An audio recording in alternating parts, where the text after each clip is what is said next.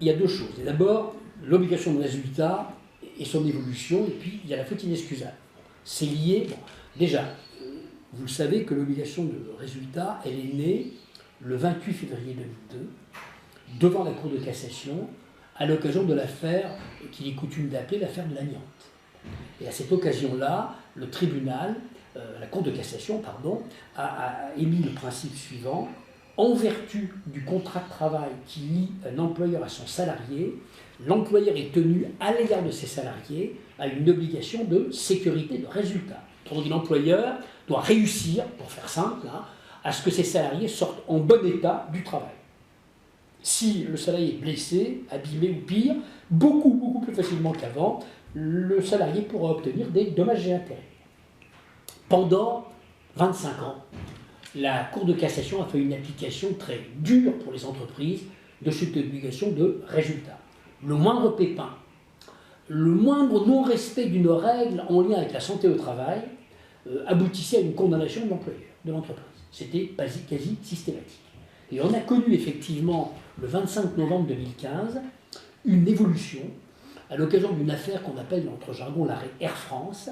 Et à cette occasion-là, le tribunal, la Cour de cassation a dit que l'employeur qui peut justifier avoir respecté les principes généraux de prévention, et qui a agi rapidement dès l'instant où une anomalie apparaissait, pourra éventuellement s'exonérer de cette fameuse obligation de sécurité de résultat. Autrement dit, avant, l'employeur ne pouvait pas s'en sortir.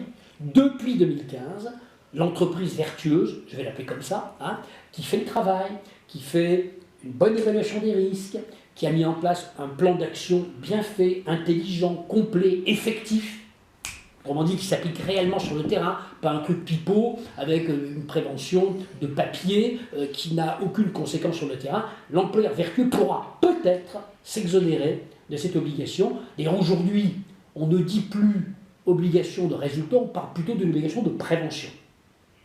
On parle, les entreprises ont l'obligation de prévention. Mais attention, la barre est haute.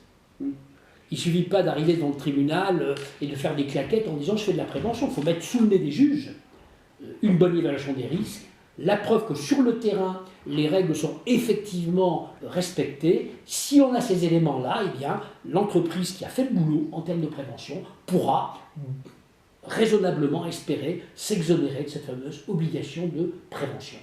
Et ça, c'est très important. Vous voyez, c'est un coup de chapeau, d'ailleurs, à mon avis, donné aux préventeurs. Parce que l'ancienne jurisprudence était un peu déprimante pour les préventeurs. C'était à tous les coups l'on perd. Bon.